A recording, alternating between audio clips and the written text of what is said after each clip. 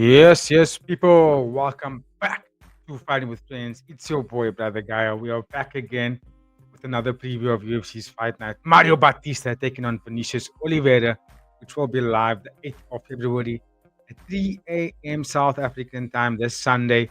And I'll be doing a nice preview and breakdown of this fight card today. But before I get into that, please drop a like, share, and subscribe to the channel. We are boosting, well, because of you guys, and we much love to that.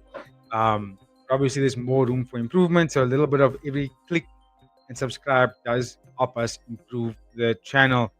This is a fun fight card. It's a big week of sports. It's actually a very nice stacked fight card. We also got RWS. Got one championship popping off this weekend. So it's some good fight cards coming up. But today we're mainly going to talk about the UFC.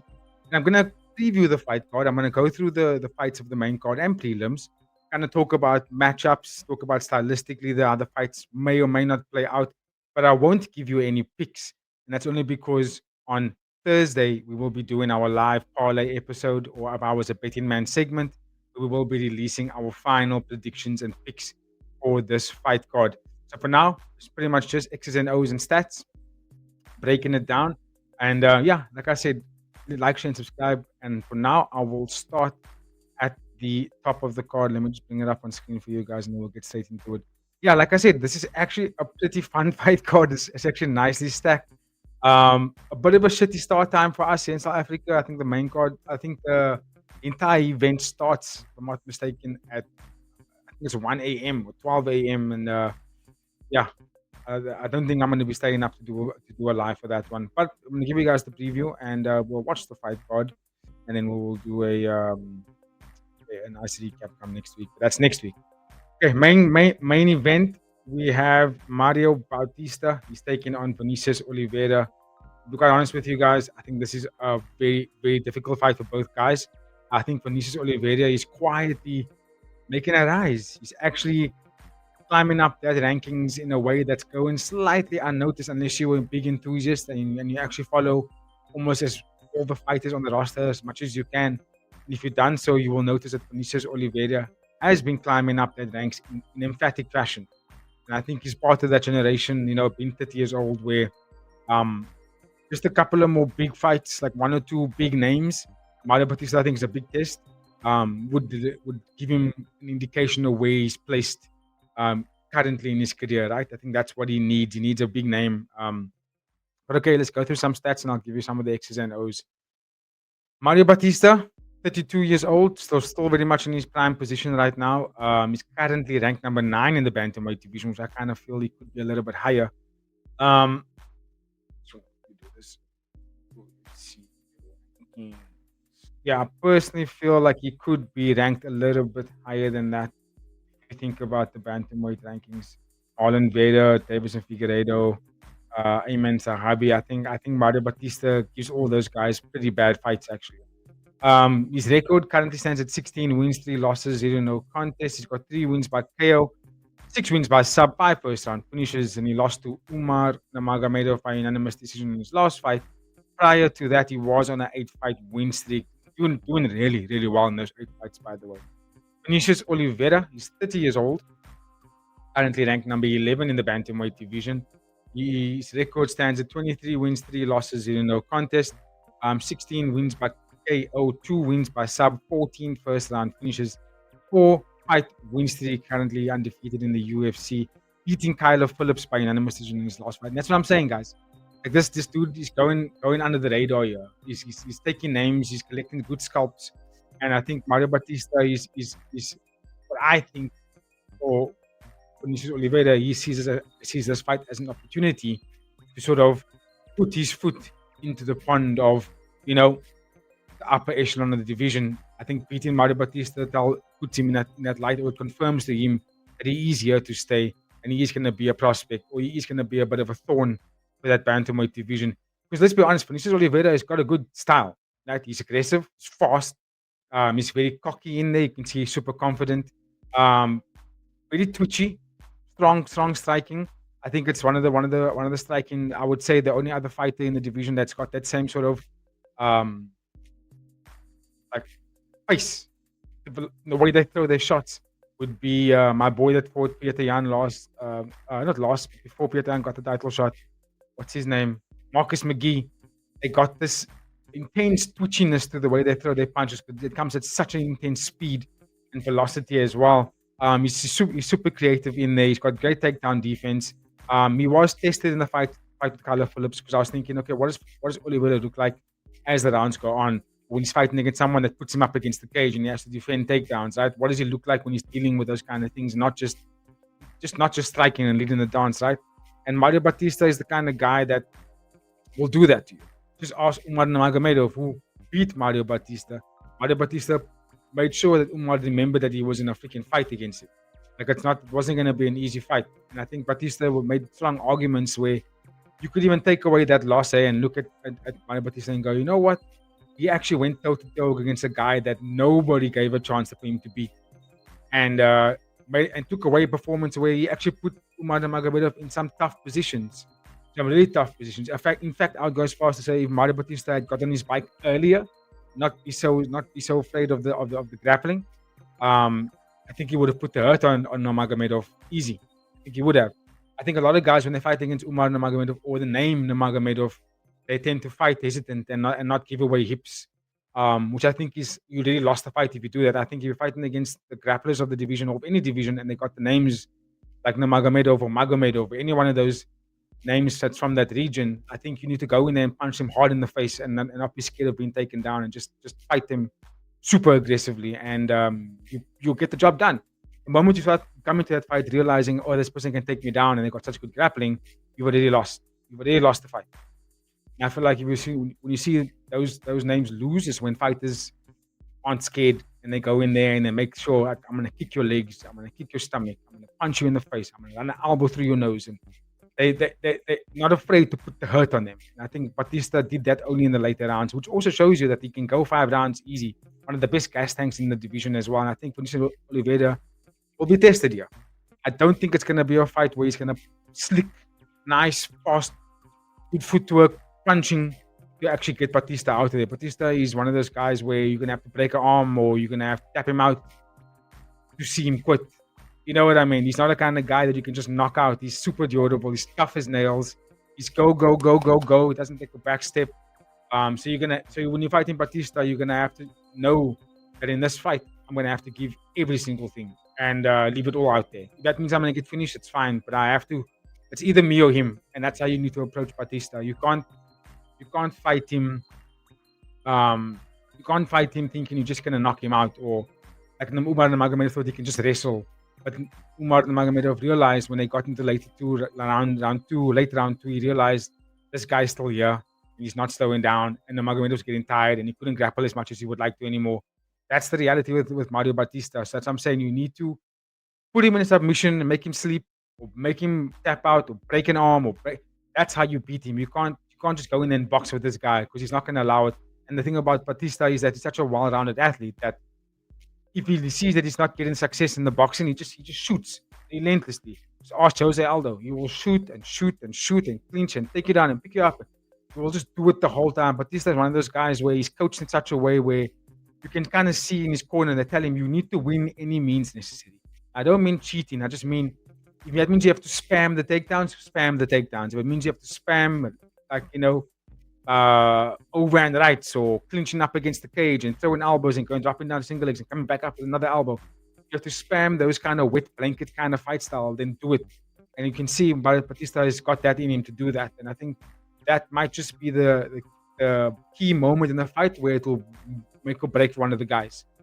Because I don't think Oliveira, when I watched some of his fights in the UFC, he doesn't fight that way, right? His fight style is almost like Oliveira's fight style, at least what I gathered so far, it's like a very arrogant nature to the fight style. It's like he believes that no one can strike with him in the division, right? He's got great jiu-jitsu, he's got good backwards movement, he's a fantastic counter striker, and you can see it in the way that he fights. He's got this arrogance, this air of entitlement of like, not on my level kind of thing, and he's just outstriking you, he's faster than you all the time, right?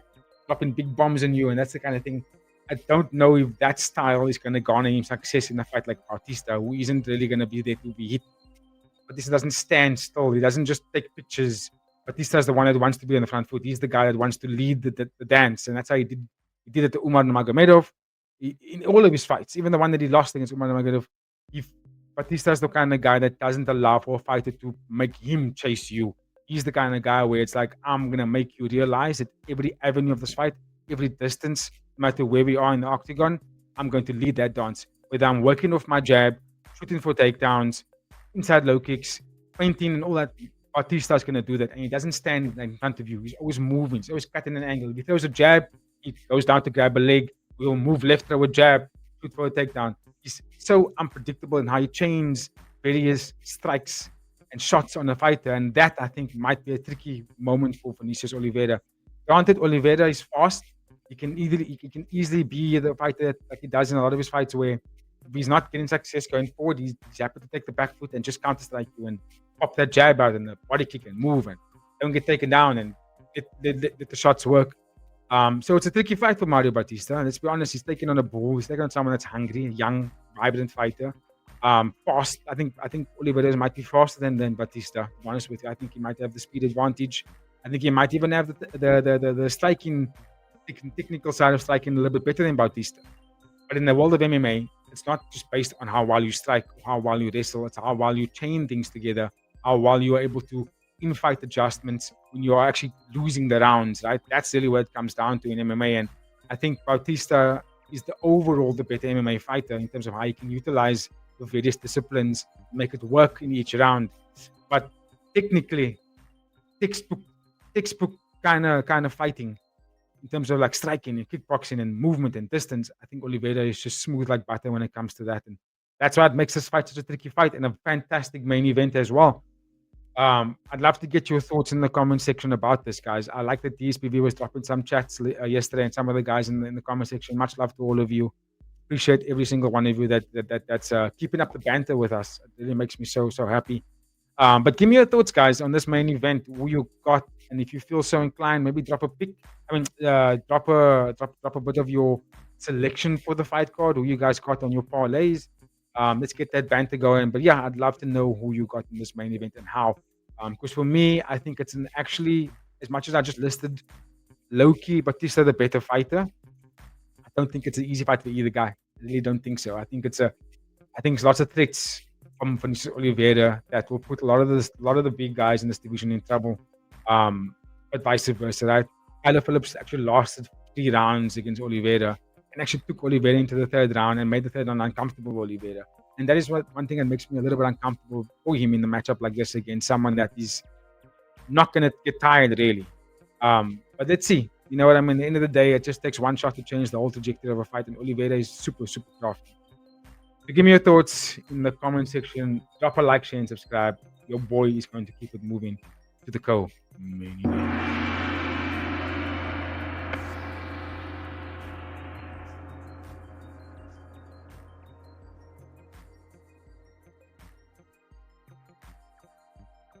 That's good.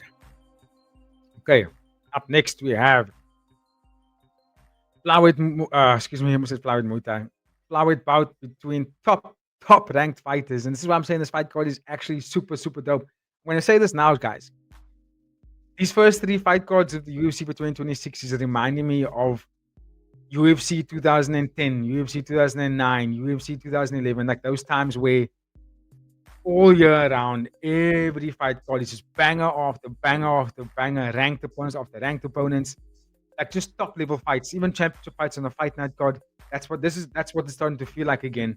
And I remember all the way through 2024 and a little bit of 2025 as well. I was saying, why is UFC not like why are the Fight Night cards feeling like it's a bit of forgotten thought? Like we don't really want to consider that fight cards anymore.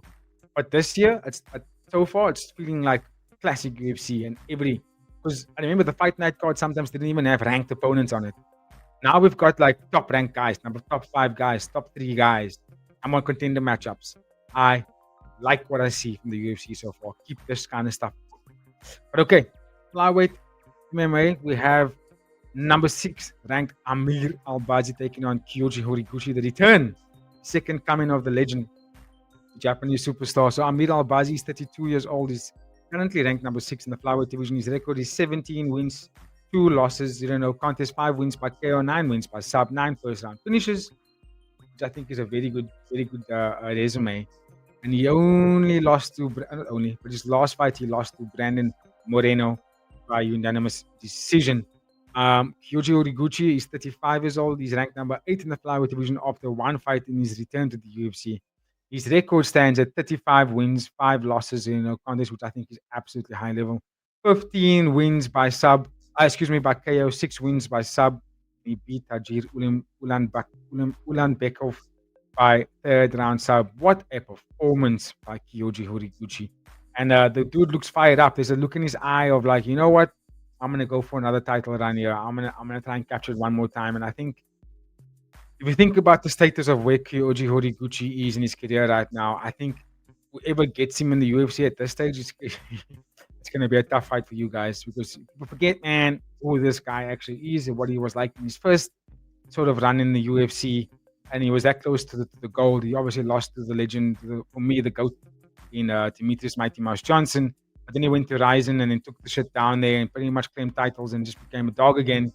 Now taking another run at the UFC. I personally feel like if Pantoja had not gone on such a massive run, beating everybody all the time and lapping the division, they probably would not have called Kyoji Horiguchi back. But because Pantoja did, they're like, come, you have to come back. Let's just get you back in here. We need more contenders. Obviously Joshua Van's the champion, but Pantoja's really pretty much back in the rehab and back in training pretty much. So we're gonna get that rematch ASAP. But I think Kyoji Horiguchi is on the rise, and I do believe that he can create a massive upset in the top 5 of the division. Obviously, we got Tatsuo Taira, another Japanese boy that's right there.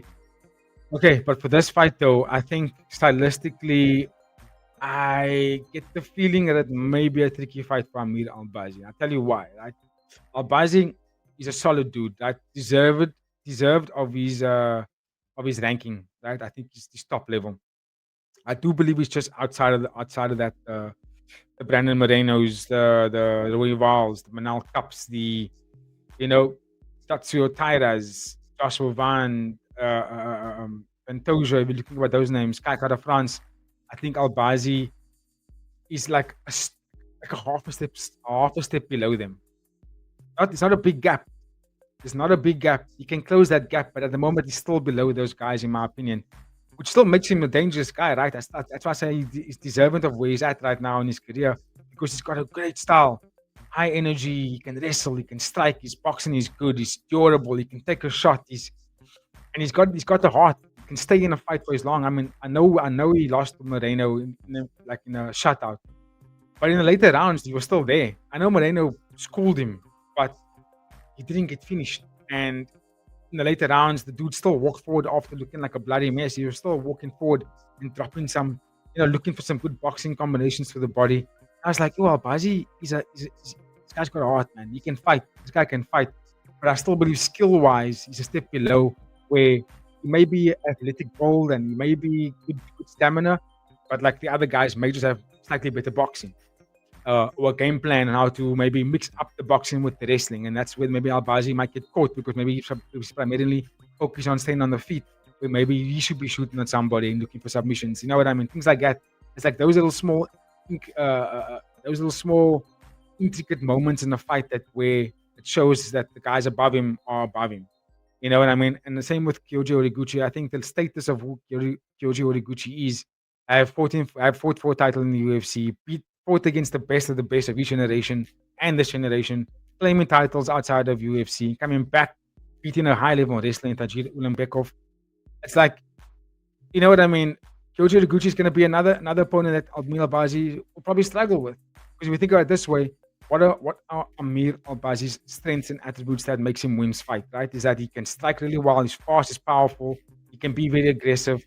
But those are all the things that Kyoji Horiguchi also possesses and utilizes in elite status kind of way, championship quality, right? He can mix it up in a way that I think Albazi probably can't, right? But at the end of the day, one thing about Albazi is that he doesn't go away, right? And Kyoji Horiguchi, as much as I'm making him sound like such a high level guy because he is, it doesn't really have like elite striking.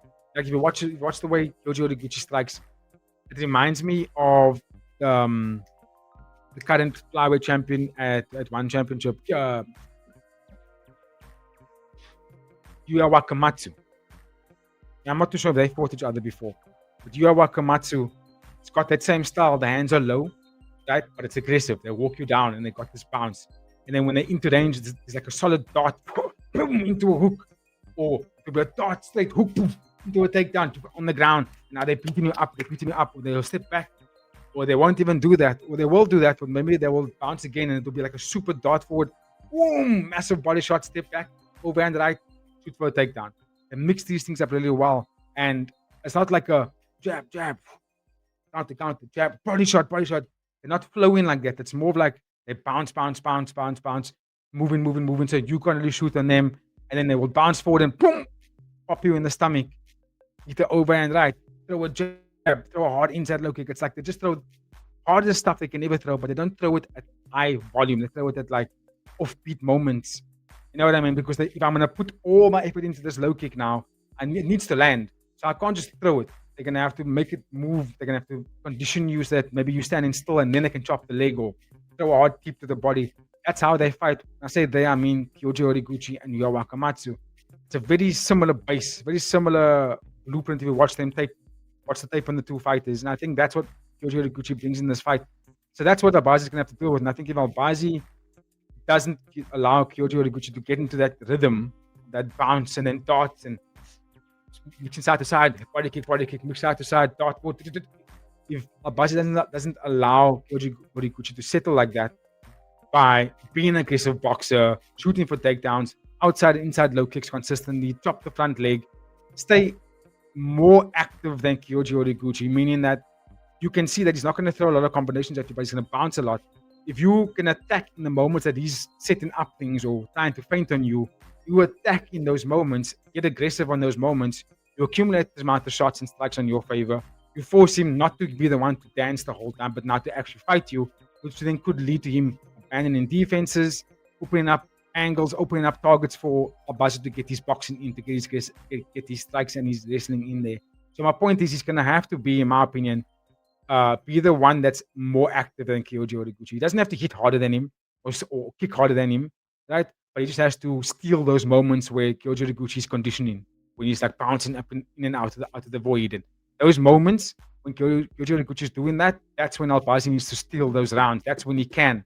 But if he takes pictures and gets like charmed by his movement, you lose in the fight.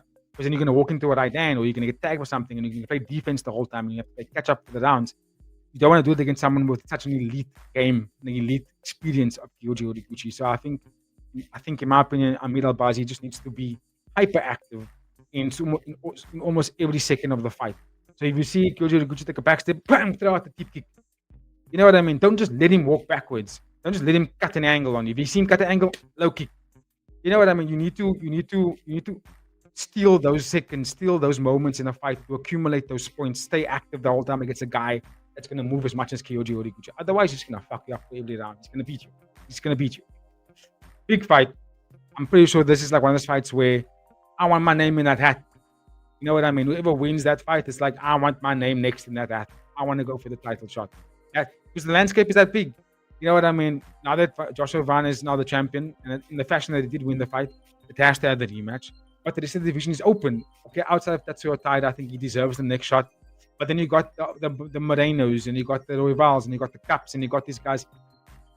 They all in the spot of round robins the whole time. And now that Kyoji Horiguchi is there, it kind of does make it a bit more of about the round robin. Like, these guys can easily, or one win away of saying, I want the next title shot. And that's what I love about the division that was low-key being overlooked. I feel like it's got stick with the amount of challenges right now. But give me your thoughts in the comment section, guys. Who do you think gets the job done there? Who and how? And then we'll talk about that when we do our parlay episode on Thursday. Talk about our picks. So it's going to be live. So hope to see you guys there for that one on Thursday.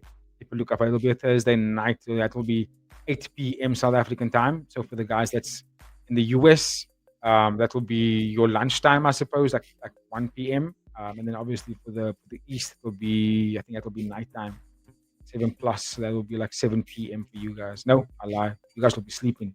Actually, it'll be the next morning. Anyway, let's keep it moving to the next bout. Let's go, guys.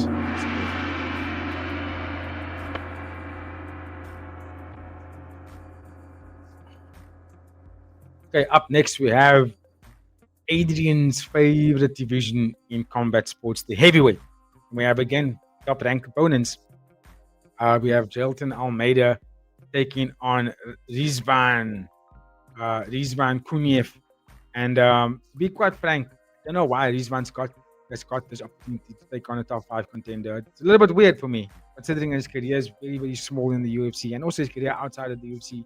It's not that amazing. But anyway, Jelton Almeida is 34 years old, still quite young actually. He's currently ranked number 6 in the heavyweight division. He was in the top 5. His record is 22 wins, 4 losses in no contest, 8 wins by KO, 13 wins by sub, 16 first round finishes. That's just madness.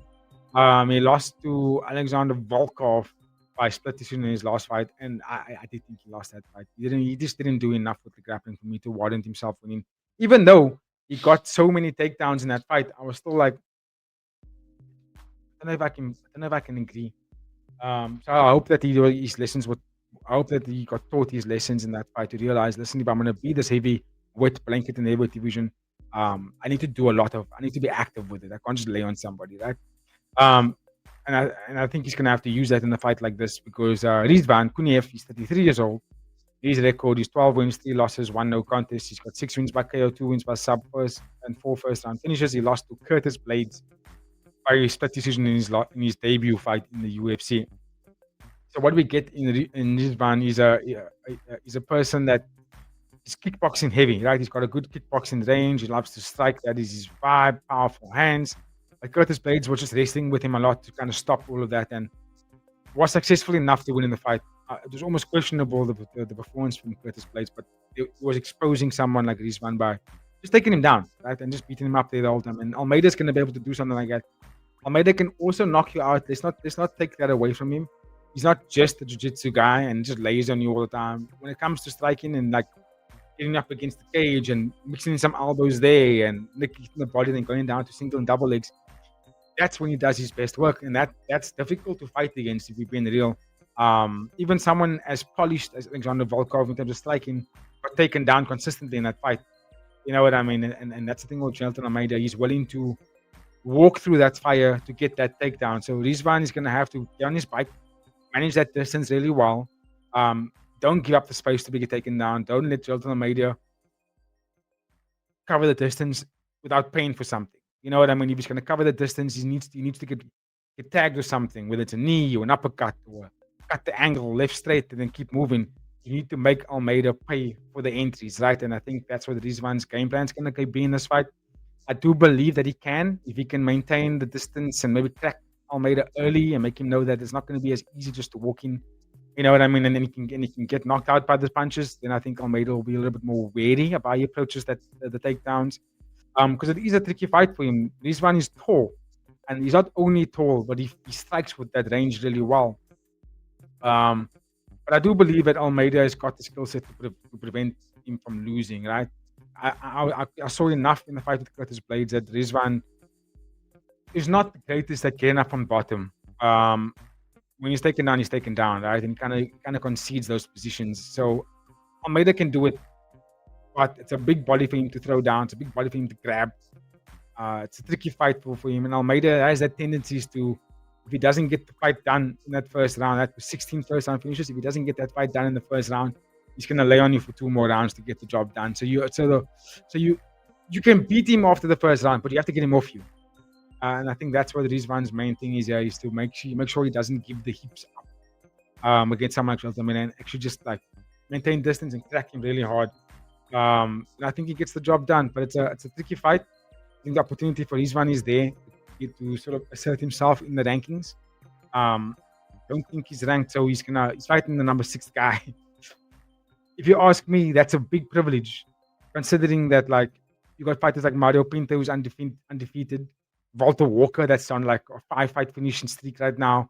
Now Waldo Costa is in the top 5, but who was the other heavyweight that's also like growing extremely fast? I think he just fought last week. But anyway, it's like Rizvan with 1 fight, right? He fought Curtis Blades, who was in the top 5. Now you're getting another technically top 5 contender. you're getting privileges here, Rizwan. So you need to take the opportunities in this fight. But let me know your thoughts in the comment section, guys. We got for the win here. Um, yeah, Rizwan's got opportunities here, so hopefully he could improve it. I'm gonna keep it moving, boys, to the next fight. Let's go.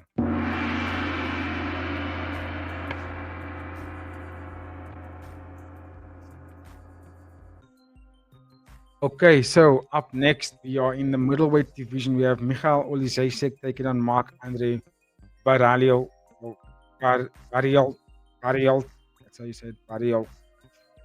Middleweight division. I think this is gonna be a fun fight between two guys who, let's be honest, like to go in there and put on a fight for the fans. Michal Olizejsek is 30 years old. I think this guy's gonna be a good name. It might even do him a best if he actually goes down to welterweight. But let's see. His record currently stands at 21 wins, 9 losses. Contest 16 wins by KO, 1 win by sub, 13 first round finishes, 2-5 win streak. And he beat Gerald Meerschaert by first round KO. And that's coming off the back of moving to the fighting nerds. Like both him and his brother, I think since moving to the fighting nerds, have been looking really good in the octagon. Mark Andre Barrial is 35 years old. His record is 17 wins, 10 losses in no contest, 11 wins by KO, 1 win by sub, 7 first round finishes. He lost to Shara Magomedov by unanimous decision in his last fight. Yeah, I think this is going to be a fight that's going to predominantly be on the feet just purely because that's how these guys fight. Mark Andre does take people down. He does tend to use different variations of the fight, but mainly because when he's in trouble, if you look at Mark Andre's fighting, he's happy to stay in there and box with you and look for that KO and get the highlight reel finish, right? But he also does look for takedowns if he's not getting too much success on the feet. He's a guy that's willing to take it there, which is more often than not because he does get pieced up a lot in the UFC. And we're being honest right now. I like Mark Andre. He's a fun guy to listen to. But when he's fighting in the ring there in the octagon, I've seen enough fights to know that people land on him a lot and then forces takedowns, and then he's pretty much like just giving up the fight. He's taking on a young, hot prospect in Michal Olizejsek, who is a fantastic southpaw boxer, sharp boxing, good left straights, good jabs, good inside low kicks. Like I said, like since being at Fighting Nerds, he's really well rounded his game. Like he doesn't mind wrestling, looking for subs. So I think it's going to be a tricky fight for Mark Andre. I'm going to say it now, but it could also be a tricky fight for Michal Olizejsek, meaning Mark Andre Barrial's biggest attribute for me is the go endless gas tank, right?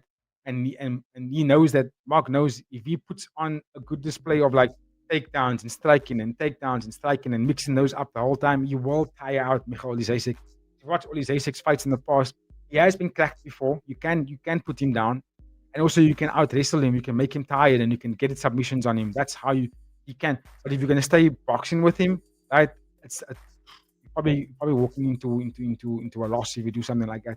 So I do think Mark's going to have to really use like his full weapons of arsenal here. He's going to have to really utilize grappling. He's going to have to really put him up against the cage, get some clinching in there, inside trips, outside trips, get some ground and pound, close submission if you can. But just fight that kind of fight.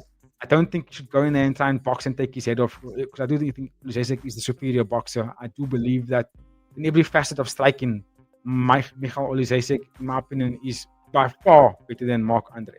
And so I think Mark Andre is going to have to just fight this fight like a pure MMA fighter. Just make it ugly. Take it back to the old school way, single collar tie, Daniel Cormier, elbow, single leg trip, picking back up again, another elbow. Just make it one of those dirty kind of fights. That's how you beat someone that likes to be polished and look good. 1-2 and a inside low kick, 1-2 again. That's Michal Olizejsek. He wants to look clean. He wants to be polished. He wants to work off his jab. Keep on the end of his jab. He does have good reach, right? But a fighter like that, beat them. You make them, you maul them. You just make it an ugly. You bear hug them. You make it ugly, bro. That's how you beat someone like Michal Olizejsek. So that's the style of Mark Andre. You know what I mean? That's what makes this fight so intriguing for me. So give me your thoughts, guys. Give me your thoughts in the comment section about this one. I really can't wait for this fight card, actually. I might actually just wake up to watch it live, but it is early for us. 3 a.m. is a bit of a trip for us. But let's see how the weekend goes. But drop a like, share, and subscribe, people, and give me your thoughts in the comment section. Let's keep it moving to the next bout.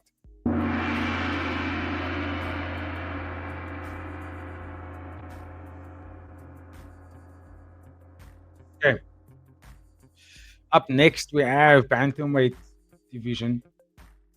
Pardon me. A second. Oh, it's broke up. Oh, okay. Oh, there we go. Right, up next we have John Eugene Matsumoto taking on Farid Basharat, who is one half of the brothers. The other Basharat brother, Javid, is fighting earlier on the fight card, which I think is quite cool. Two young prospects. This is also going to be a fight that could easily become fight of the night. Just watch that space. Gene Matsumoto is 25 years old. His record is currently 17 wins, one loss, zero no contest, which I think is really good. 3 wins by KO, 6 wins by sub, 2 first round finishes. He beat Miles Johns by split decision in his last fight. Only lost to Rob Font, one of the legends of the bantamweight division. Farid Basharat is 28 years old. His record is 14 wins, 0 losses, 0 no contest. Perfect undefeated record. 1 win by KO, 6 wins by sub, 3 first round finishes, and he beat Chris Gutierrez by unanimous decision in his last fight, which is, guys, that's a very respectable win. A good scalp to take, right? A good name to take on your record by Farid Basharat. And this fight is actually going to be a tricky one, right? Because I like Gene Matsumoto. I really do. I think this kid's got the stuff, got a good mind. He's confident. He's also very honorable. He's also very humble about himself. He's like, I know I'm good. I also know when I'm losing, right? He didn't. Personally, I felt that the loss to Rob Font was a bit questionable, but he accepted. He's like, yeah, okay, cool. I'll take my lessons. Let's go. And it was a short notice for him as well. So I give him a lot of respect. He's a powerful young man. Good jiu-jitsu, black belt, I think he is. Good striking, competent striking, but not like most polished. Very competent. He's got good heavy hands, but sometimes he fights in a way that he lets himself get hit. That's how Rob Font was to land on him a lot. The jabs from Rob Font was beautiful. And Miles was swinging wild with Rob Font was a little bit more control and just in that angle really nicely. Farid Basharat, I do believe he's the superior striker between the two guys. I think Basharat's striking is beautiful to watch. It's very creative. It's fast, kickboxing-esque, if you will. But he can also grapple. He can clinch. He can take you down. He can submit you. He's a very, very well-rounded athlete. He's got good inside and outside low kicks. I believe he's got the speed advantage over Gene Matsumoto, and he might even have the better footwork as well. I think Matsumoto is the stronger between the two and probably the better grappler between the two guys. But I still think it's going to be a tricky fight for both dudes.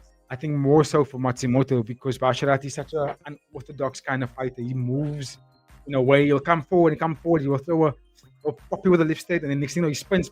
You're like, what the fuck did I just walk into, right? And Matsumoto, when he gets caught into a striking battle, he does let go of the defenses a little bit. He does get hit a lot in that way. So I think for Matsumoto, I think he's probably going to have to utilize a grappling heavy game. Strike with him a little bit, but mainly kind of get the fight to the ground if you can. Keep him there up against the cage. If he does that a lot more, he moves the fight a little bit more into his advantage. Because Basharat is the kind of fighter that the longer stays on the feet, the longer he's going to find you. He's going to get his timing on you. He's going to make you chase him around with the footwork, and he's going to land some big, devastating shots. Because I like him. I think Basharat's also a very good fight. This is a top fight, guys. These are Gene Matsumoto and Basharat are prospects. Just remember, these guys are prospects. Like they are maybe 1 or 2 wins away from fighting against household names of the division. So let's just put some respect on that. You know what I mean? I like what I see here, and again, I'm going to reserve my picks for Thursday. But I think stylistically, this fight actually doesn't really favor either guy. I think both guys have got good trends. It all comes down to game planning. Who can execute the right game plan and exploit the other one's defenses or exploit the other one's weaknesses, we put it that way. I think that's really what it comes down to. And it's good to see Gene Matsumoto back. I want to see young fighters like this fight frequently. 25 and 28, you know what I mean? You should be fighting at least 2 to 3 fights a year, minimum. I would say 2. Yeah, I would say 2 fights, 3 fights, depending on how they go. But if you climb in the ladder and you're looking for a ranking spot, you need to be fighting a little bit more frequently to get there.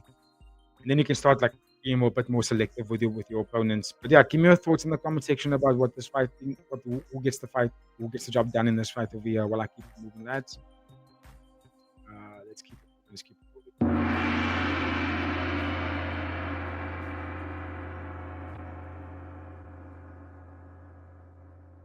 The opening bout of the main card, we have Justin Jacoby taking on Julius Walker. And this might end in a finish. Dustin Jacoby is 37 years old. His record is 21 wins, 9 losses, 1 no contest, 14 wins by KO, 13 first round finishes, 2-fight win streak.